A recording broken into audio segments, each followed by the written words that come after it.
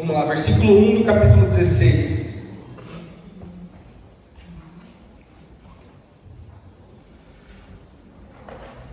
Te deram mais missões aí que devia, Lucas.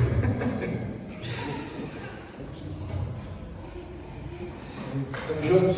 Bom, passado o sábado, Maria Madalena, Maria, mãe de Tiago, e Salomé compraram óleos aromáticos para ungir o corpo de Jesus. E bem cedo, no primeiro dia da semana, ao nascer do sol, foram ao túmulo. Diziam umas às outras: quem nos removerá a pedra da entrada do túmulo? Logo após a morte de Jesus, alguns fariseus, veja bem, José de Arimateia e Nicodemos, dois líderes ali do Sinédrio, duas pessoas importantes, elas chamam o líder, o governador Pilatos, aquele que de fato ordenou a morte de Jesus, e pedem se eles não podem pegar o corpo de Jesus, fazer todo o processo ali de sepultamento e colocar ele num sepulcro que eles tinham. José de Arimateia tinha esse sepulcro ali, um sepulcro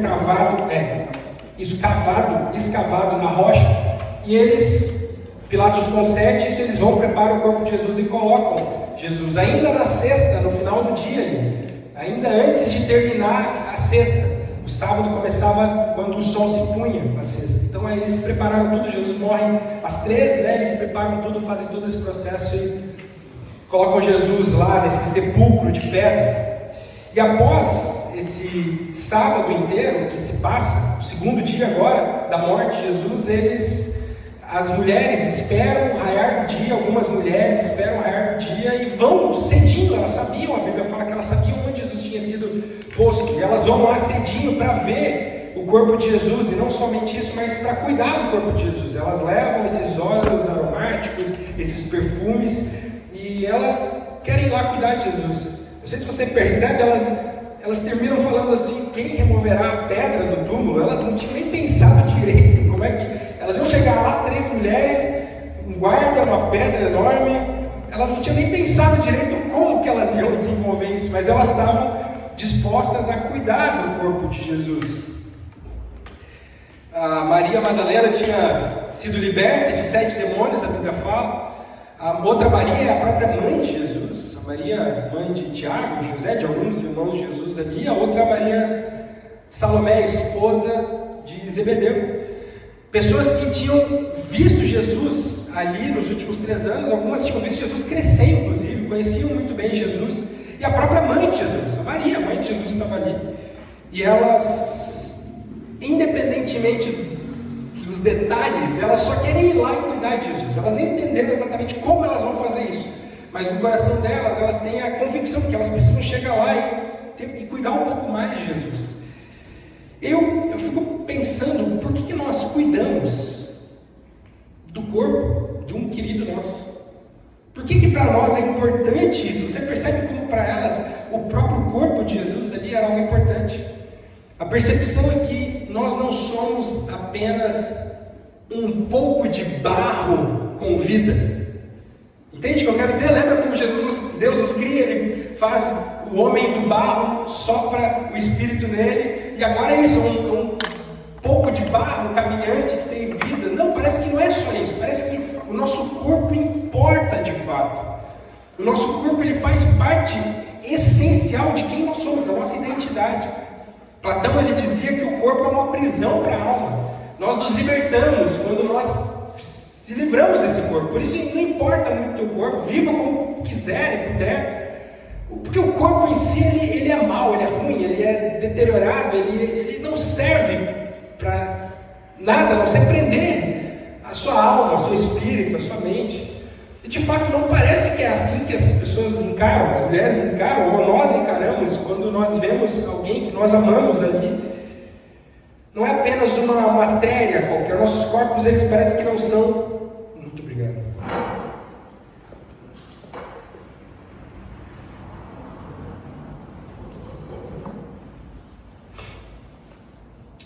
Os nossos corpos não são essa prisão, não são essa matéria descartável.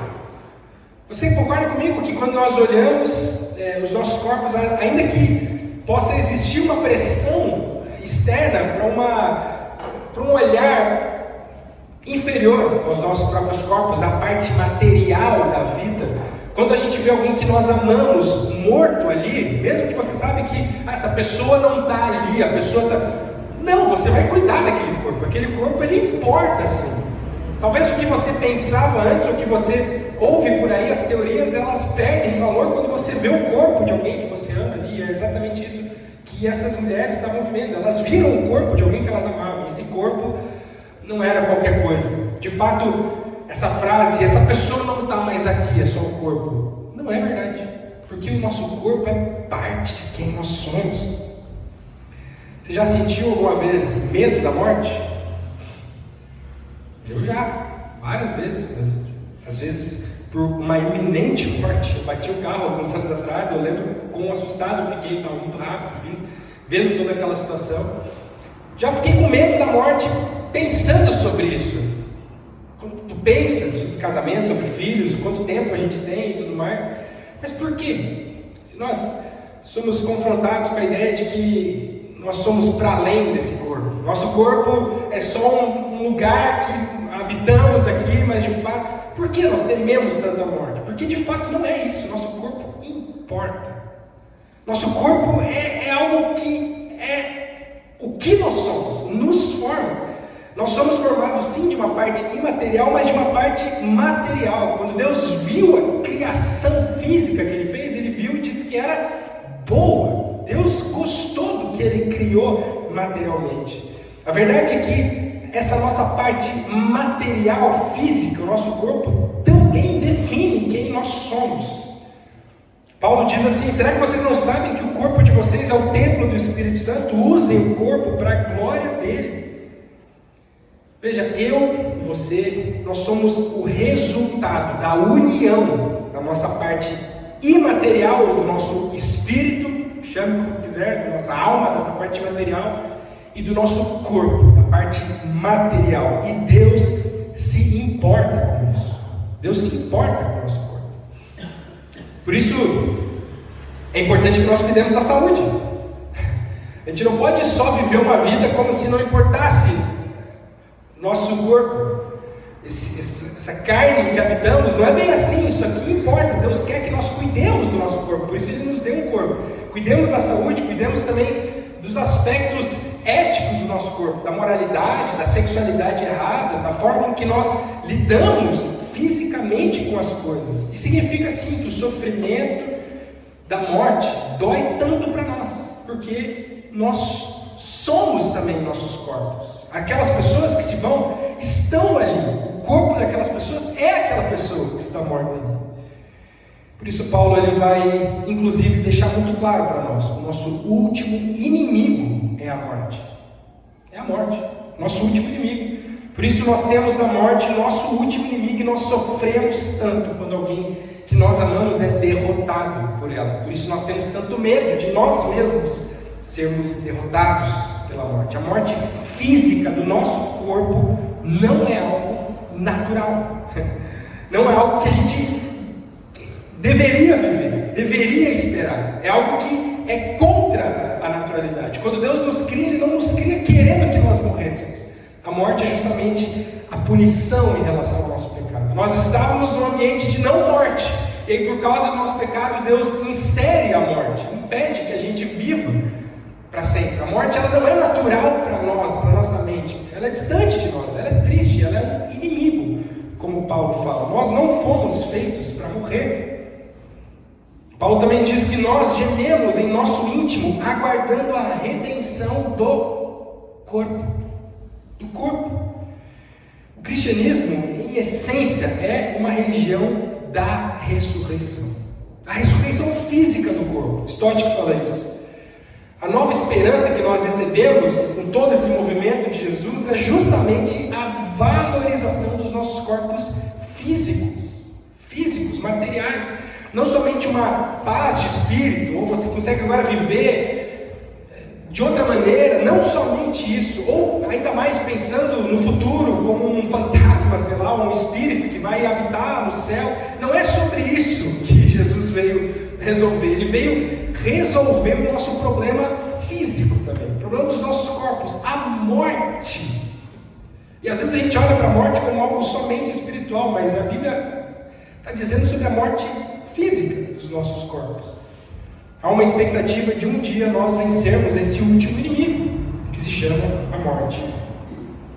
Versículo 4, elas chegam lá, levam os aparatos delas todas, elas chegam lá, porque elas valorizam o corpo, perceba, né? Elas valorizam, elas amam o corpo de Jesus, está ali, é Jesus ali em corpo, e elas querem cuidar do corpo de Jesus. E elas chegam lá, olhando, viram que a pedra já estava removida. Outros evangelhos contam que houve um terremoto ali e moveu aquela pedra. É que a pedra era muito grande. Imagina elas no caminho, sabe quando no caminho tu percebe que vou esquecer alguma coisa? Como é que só tem um detalhe lá, a pedra, né? A gente vai saber, sabe? E aí, beleza, esse terremoto, elas chegam lá, se impressionam, entram no túmulo, versículo 5, e viram um jovem sentado ao lado direito, vestido de branco, e ficaram atemorizados. Versículo 6, ele porém lhes disse: não tenham medo, vocês procuram Jesus, o Nazareno, que foi crucificado. Ele ressuscitou, não está aqui. Vejam o lugar onde o tinham colocado. Outros evangelistas contam, inclusive, quando João e Pedro chegam lá, eles narram depois que viram dobradinho os panos, tudo certinho. O anjo mostra ali esse jovem, que é um anjo, um mensageiro, conta assim: veja, não foi aqui que ele estava? Ele não está mais aqui. Jesus não está mais aqui. Esse, o Nazareno que vocês procuram, que foi de fato crucificado, ele ressuscitou. Nessa madrugada, nesse raiar do dia, que essas mulheres foram as primeiras pessoas a testemunhar algo inédito, algo único até então, inédito. Nunca antes na história alguém tinha ressuscitado desse jeito, alguém tinha vencido o último inimigo, que é a morte. Nós já tínhamos pessoas que voltaram a viver e ressuscitaram, como a gente diz, assim, elas tinham voltado à vida. Jesus mesmo fez voltar à vida algumas pessoas no Antigo Testamento. A gente tem pessoas que voltaram à vida. Lázaro, um dos melhores amigos de Jesus, há poucos dias ou semanas atrás, tinha morrido e Jesus tinha feito ele voltar à vida. As pessoas entendiam o que era isso. Lázaro tinha ficado 3, 4 dias lá preso no túmulo, porque ele já tinha morrido, já estava, como a irmã de Lázaro fala, ele já deve estar cheirando mal. O meu irmão eu sei que ele está passando lá, o corpo dele já está se decompondo, e Jesus vai lá e traz ele de volta à vida. Mas Lázaro não tinha vencido de fato a morte, porque um dia ela bateu a porta e Lázaro morreu novamente. Ele não está vivo aí, senão a gente falaria quando Lázaro viveu. Não, ele volta a morrer. Nós não sabemos exatamente quanto tempo Jesus ficou ali morto. Sabemos que ele foi sepultado na sexta, passou o sábado e ressuscitou no domingo. Mas quantas horas ele estava lá? O corpo, nós sabemos, normalmente começa a se decompor depois de algumas horas já, dependendo do clima, de tudo, da situação. E Jesus, imagina, tinha sido dilacerado, seu corpo estava destruído, aberto, de feridas e tudo. E esse corpo ali é posto lá. Quanto tempo, eu não sei exatamente, esses detalhes a Bíblia não expõe. Quanto tempo Jesus ficou ali morto, naquela pedra, deitado naquela cama de pedra lá. Agora Jesus, ele não só breca, interrompe esse processo de decomposição ou de destruição do corpo, ele vence esse processo. Ele vence esse processo, ele agora aperfeiçoa o corpo dele. Ele vem com um corpo perfeito, um corpo que atravessa a parede, um corpo que voa. Jesus sobe aos céus, voando daqui a pouco, daqui a alguns dias ele vai fazer isso. Mas ele sai desse túmulo, ao que tudo indica, antes da pedra ser removida até, né? Mas é um Jesus que daqui a pouco se encontra com os discípulos que estão a portas fechadas, com medo. Ele atravessa. Jesus, ele dobra a realidade agora. A realidade é menos importante do que o próprio corpo dele. O corpo dele fica maior do que a própria realidade. Paulo diz lá em Coríntios assim: pois será assim quando os mortos ressuscitarem. Quando o corpo é sepultado, é um corpo mortal, mas quando for ressuscitado, será imortal. Quando ele é sepultado, é feio e fraco, mas quando for ressuscitado será bonito e forte. Nós não sabemos exatamente como é esse corpo ressurreto, mas nós temos a garantia de que um dia seremos nós a experimentar essa mesma transformação que Jesus viveu. Jesus ele inaugura um novo estado físico, corpóreo, o perfeito. O meu corpo agora é perfeito. Em Romanos, Paulo diz: nós fomos sepultados com Ele na morte pelo batismo, para que, como Cristo foi ressuscitado dentre os mortos para a glória do Pai, assim também nós andemos em novidade de vida. Porque se fomos unidos com Ele na semelhança da sua morte, certamente o seremos também na semelhança da sua ressurreição. Qual a esperança que você tem de um dia ressuscitar? Você já parou para pensar nisso? Você já gastou um tempo real pensando qual a tua expectativa aí de um dia ressuscitar? A ressurreição ela não é apenas um consolo para o futuro, é um poder que hoje move as nossas vidas. Nós vivemos agora em novidade de vida justamente porque sabemos que do futuro vem essa esperança. Um dia nós ressuscitaremos. A transformação ela já começa hoje. A ressurreição ela já começa a mover coisas em nós hoje. Ela já nos faz vivermos como cidadãos de outro mundo, de outro lugar, porque é esse lugar que nós estamos indo no fim das contas. Ela já faz com que nós hajamos os nossos corpos de outra maneira, porque nossos corpos serão transformados um dia. Não se trata apenas de imitar Jesus na forma com que Ele viveu, mas de receber algo novo que Ele conquistou para nós. Essa vida eterna, mas no corpo.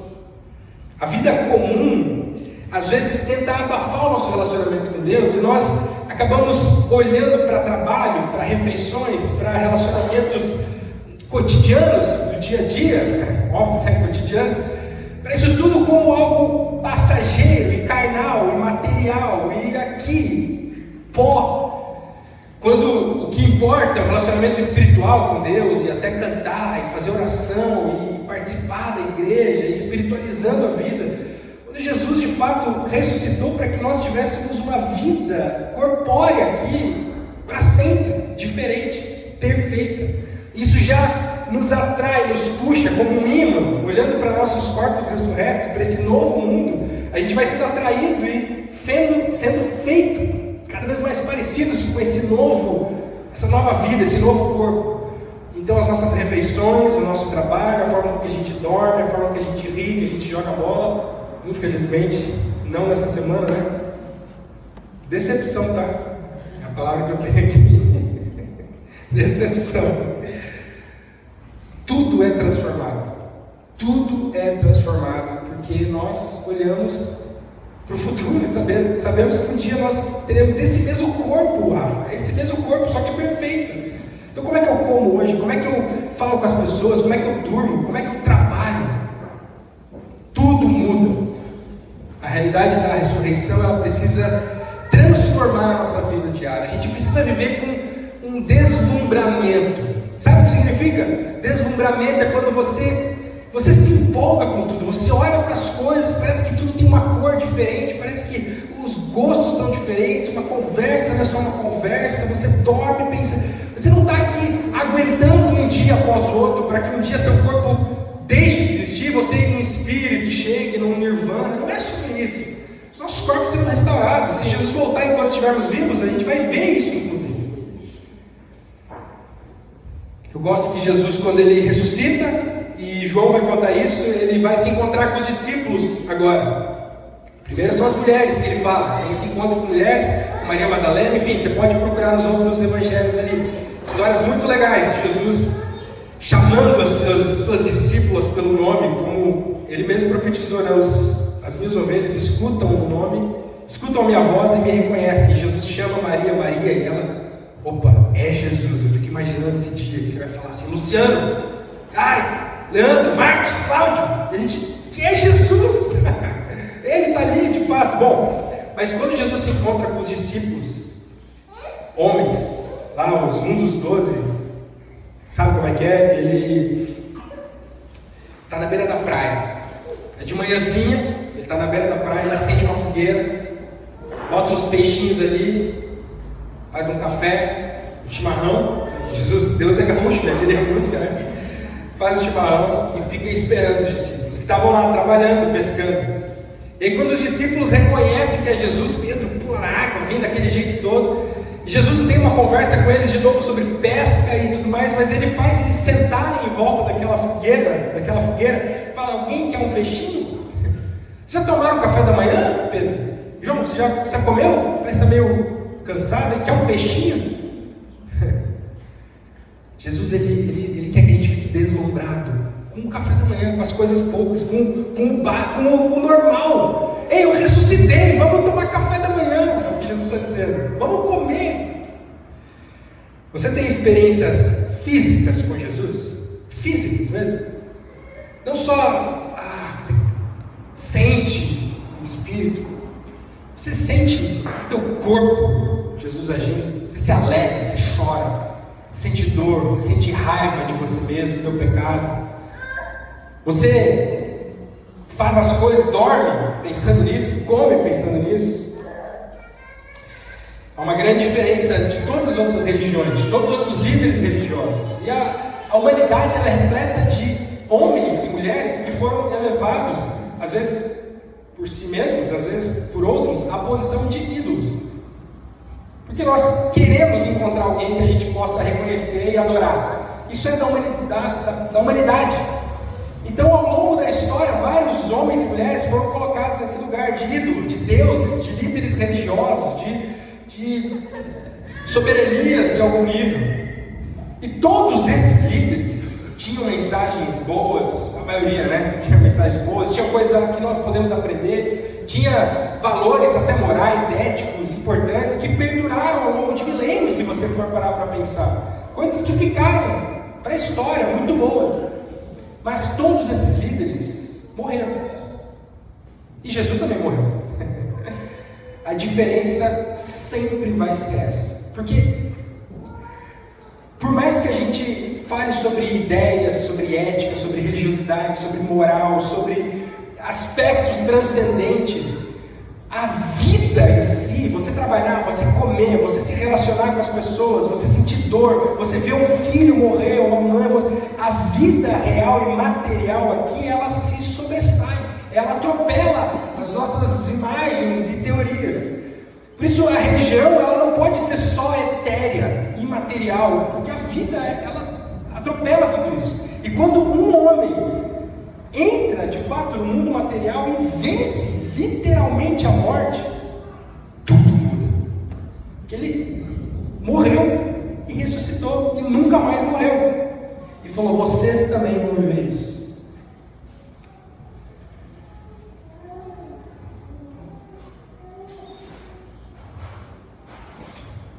Paulo em Coríntios diz: a verdade é que Cristo foi ressuscitado.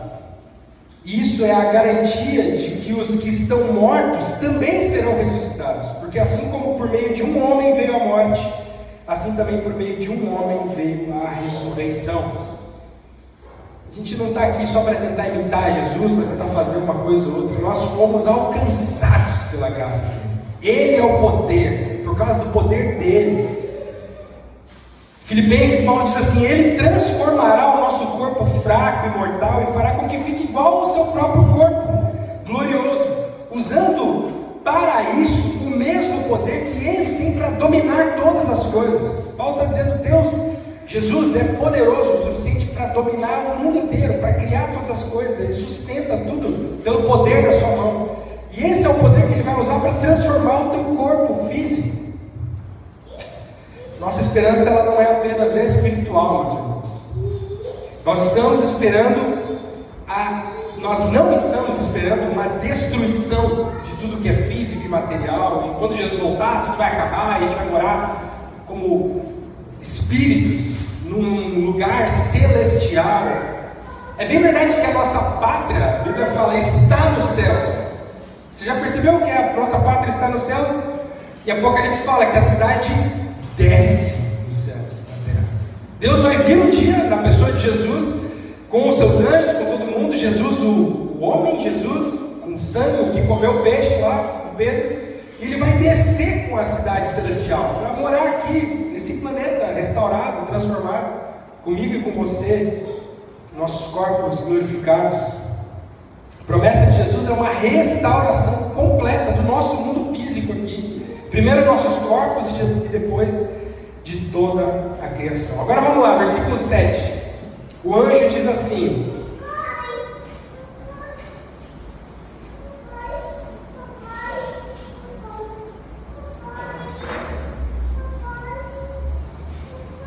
as mulheres se importavam com o corpo de Jesus, foram lá para isso, chegam lá, não encontram o corpo de Jesus, o anjo as acalma e fala: sim, porque Jesus ressuscitou.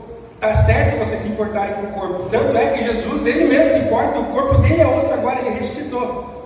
Vão e anunciem isso. No versículo 7 ele fala assim: vão e digam aos discípulos dele e a Pedro que ele vai adiante de vocês para a Galileia, lá vocês o verão, como ele mesmo disse. Quando elas entenderam a mensagem ali, quando elas perceberam o que estava acontecendo, e o anjo confirma isso, ele dá uma missão, uma ordem para elas. Vocês entenderam o que está acontecendo aqui? Mãezinha de Jesus, Maria Madalena, Salomé, vocês entenderam isso aqui? Agora falem isso para as pessoas. Falem, vão espalhar essa mensagem. Fala lá para os discípulos, Jesus está esperando para falar com eles. Fala para Pedro, espalhem essa mensagem. A ordem do anjo foi anunciar que Jesus estava vivo e ele iria se encontrar com os discípulos pessoalmente. Essa mesma missão também nos foi entregue.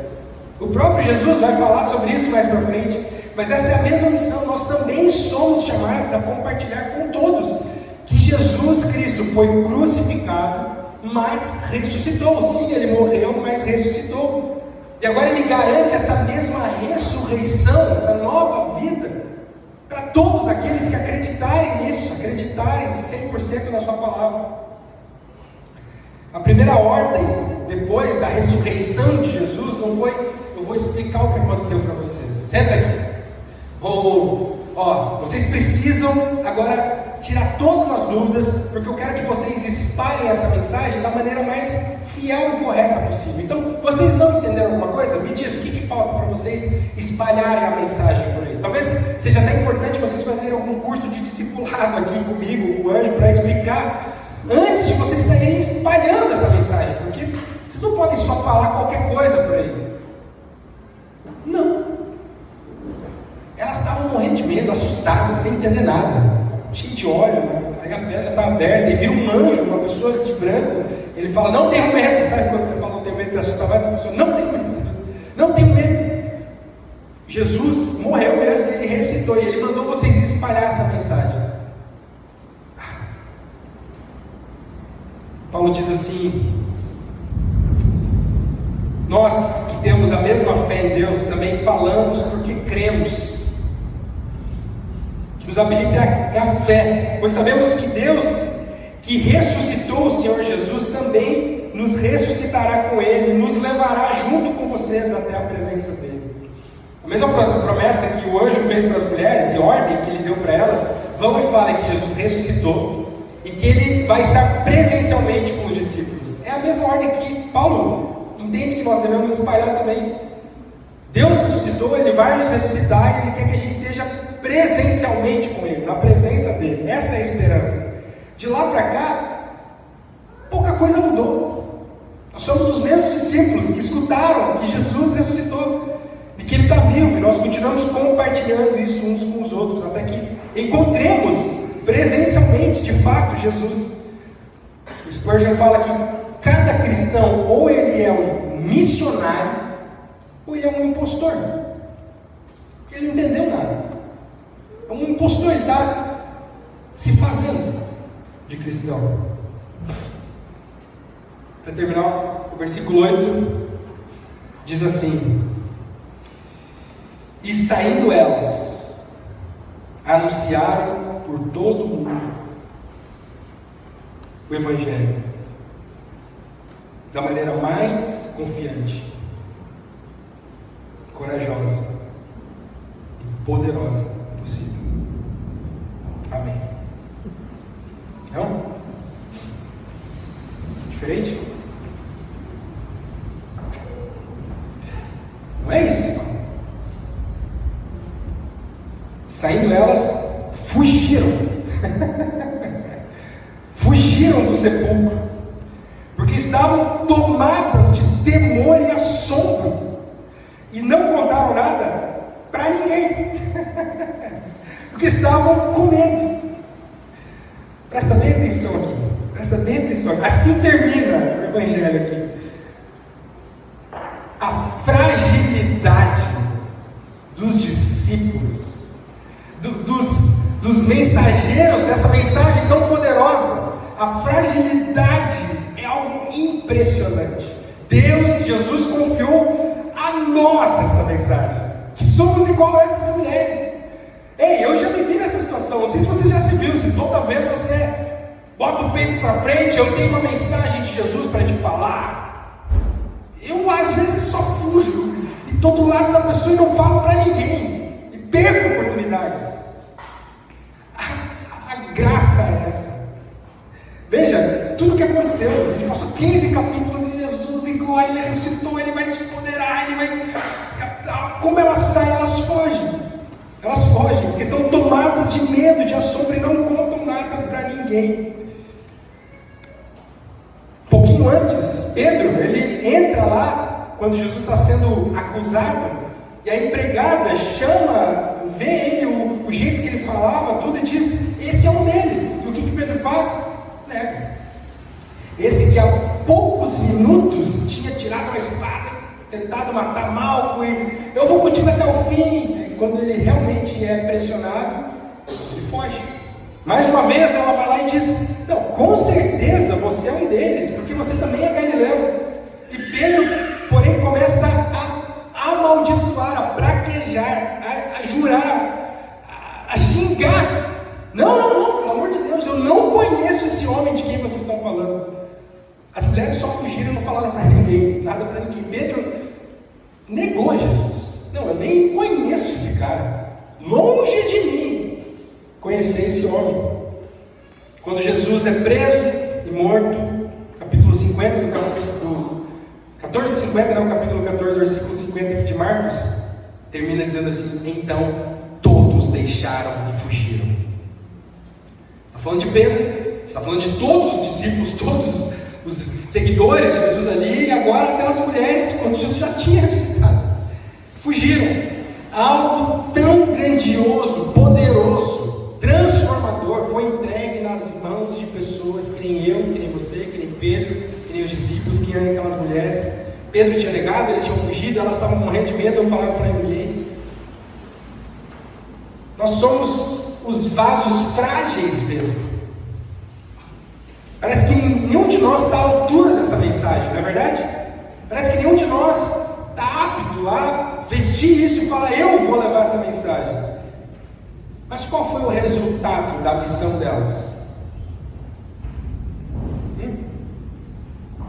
Pensa comigo. O Evangelho termina dizendo que elas fugiram, amedrontadas, e não falaram nada para ninguém. Lembre, elas foram as primeiras a ver Jesus ressuscitado. Qual foi o resultado da ordem que elas, desse jeito, assustadas, assombradas, sem falar nada para ninguém, qual foi o resultado dessa missão delas? Rafa está ali, o Jonas, aqui, eu, Leandro. Essa mensagem espalhou. Essa mensagem foi indo. De algum jeito, elas contaram para Pedro em algum momento, depois para João, e contou para outra pessoa, que morrendo de medo, frágeis, tropeçando de todo jeito, mal e mal indo na célula, abrindo a célula toda errada, aí não convida os alvos de amor, ora, mas na hora de fazer o convite, foge, não vou falar, não vou chamar essa pessoa para participar disso aqui. A mensagem é poderosa, é mais poderosa do que eu e você. Quem quer salvar o mundo é Deus. Se fosse eu e você, a gente tinha morrido eu na cruz. Eu tinha feito tudo isso. O responsável pela obra, o responsável pela missão, aquele que desceu para o mundo, que morreu, que ressuscitou e que falou, eu vou salvar vocês, é o próprio Jesus. O poder é maior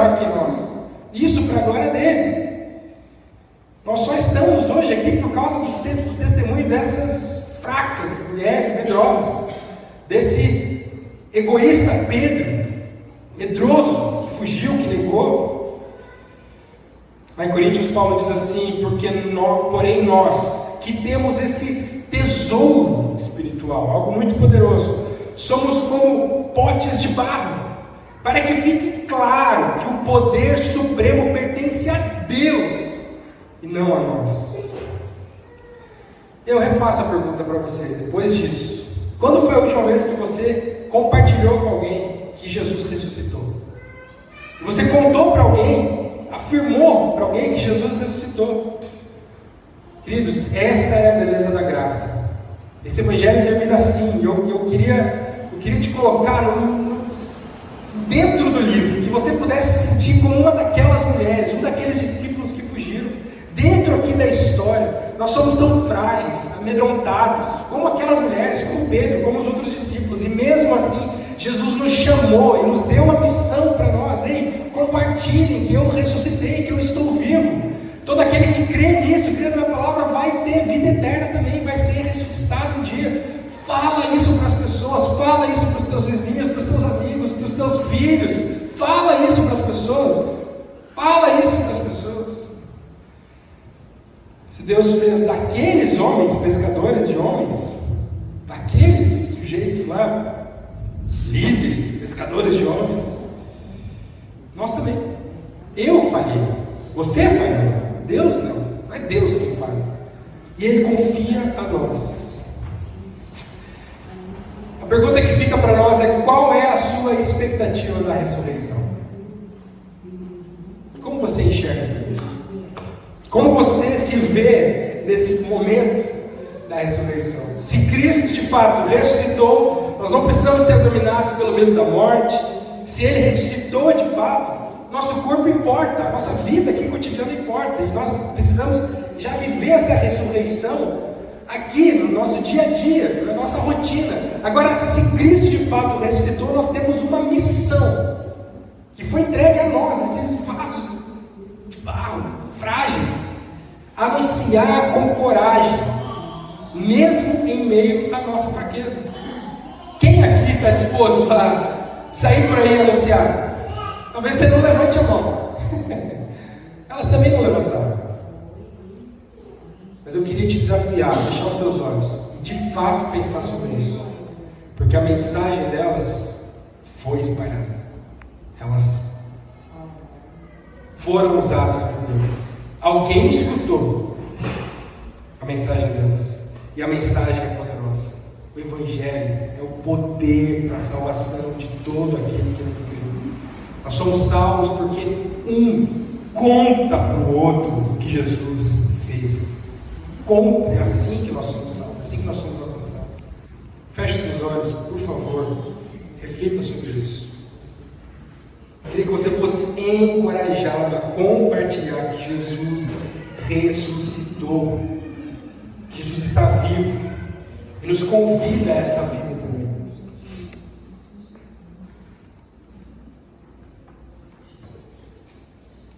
Não vem levantar as desculpas, porque eu talvez tenha mais do que você. Os empecilhos, as dificuldades, eu tenho mais do que você. Talvez até mais responsabilidade. E estou falhando. Não sente a culpa agora, não quero te colocar nesse lugar. Não venha levantar as dificuldades, os empecilhos, os teus medos, o porquê você não tem feito. Ei, eu sou que nem essas mulheres aqui. De covarde, você já está vendo um aqui na frente. Não pense nisso. Eu queria te desafiar a pensar na ressurreição de Jesus, no corpo dele ressurreto, no convite que ele tem a você, de você viver isso também, e quão poderoso é ele para agir através da tua vida e alcançar outras pessoas. Jesus, nós terminamos aqui esse olhar para o livro de Marcos, entusiasmados. Eu, pelo menos, fico entusiasmado com a hipótese, pode ser não a certeza, a garantia de que um dia tudo que vejo, inclusive a mim mesmo, meus dedos, a mão, os meus filhos, as pessoas ao meu redor, o mundo, as árvores, tudo será transformado e restaurado. O Senhor tem um plano, Deus, de transformar tudo, glorificar tudo e habitar entre nós. Nós não somos apenas seguidores de uma ideia, de uma moral, de uma ética, de regras. É longe, não tem nada a ver com isso. Nós somos seres humanos criados à tua imagem, à tua semelhança, que por causa do nosso próprio pecado foram punidos com a morte. Tua justa ira nos pune com a morte. E agora, pela tua misericórdia e graça, nós fomos restaurados e alcançados, porque Jesus morreu por nós. E não só morreu, mas Ele nos garantiu que a mesma ressurreição que Ele viveu e o poder que Ele tem para Ele ressuscitar, Ele garante que Ele vai fazer isso conosco, Deus. E agora a nossa expectativa de vida é totalmente transformada, porque nós somos esses que caminham em direção à eternidade. Não só uma ideia, não só um espírito, mas é uma vida real, física. Que essa mensagem, que essa transformação de mente, essa conversão dos nossos corações, Deus, isso possa ser o poder que vai nos impulsionar a chamar alguém do lado, nosso vizinho, nosso filho, nosso parente, nosso colega de trabalho e falar: cara, eu tenho que te contar uma coisa. Eu não sou melhor para isso, eu sou envergonhado, eu não estudei, não tenho as palavras, eu não sei nada. Eu já estou 10 anos fugindo de falar contigo. Mas eu quero compartilhar algo com você que transformou a minha vida. Deus, derrama esse poder agora, Deus. Tu prometeu isso, a gente vai ver isso mais para frente. Tanto na nossa série, mas no Evangelho. O futuro é que o Senhor ainda aqui, nesses 40 dias que passou, o Senhor prometeu um poder, Deus. Esse batismo que o Espírito Santo dá e nos empodera. Algo que de fato não é de nós, é muito maior que nós, mas um poder para compartilharmos com as outras pessoas. Algo que nos escapa de nós mesmos. É um poder que vem do Senhor. Por isso eu peço, Deus, mais uma vez, baseado nessa promessa tua, Deus, nos dá esse mesmo poder, nos capacita, Deus. Age através das nossas pequenas falas, da nossa covardia, das nossas limitações, Deus, mas que essa igreja aqui possa transformar essa cidade, Deus. Nós estamos vivendo algo aqui novo, Deus, impressionante o que o Senhor tem feito. Essa semana eu me emocionei várias vezes vendo o Senhor agir aqui na nossa cidade, através de pessoas limitadas, Deus, mas que estão vivendo, Deus, esse poder da ressurreição. Por isso, em nome de Jesus, Deus, eu peço com a confiança de que o Senhor nos prometeu esse poder, Deus. Faça com que cada um aqui possa ser esse missionário, Deus, empoderado pelo Espírito Santo para compartilhar que Jesus Cristo está vivo, ressuscitou, Deus. Confiando não em si mesmo, não na sua habilidade, não em nada de si, sabendo quão fraco é, mas confiando que a mensagem é poderosa, Deus. Transforma a nossa cidade, Deus, por favor, em nome de Jesus. Amém.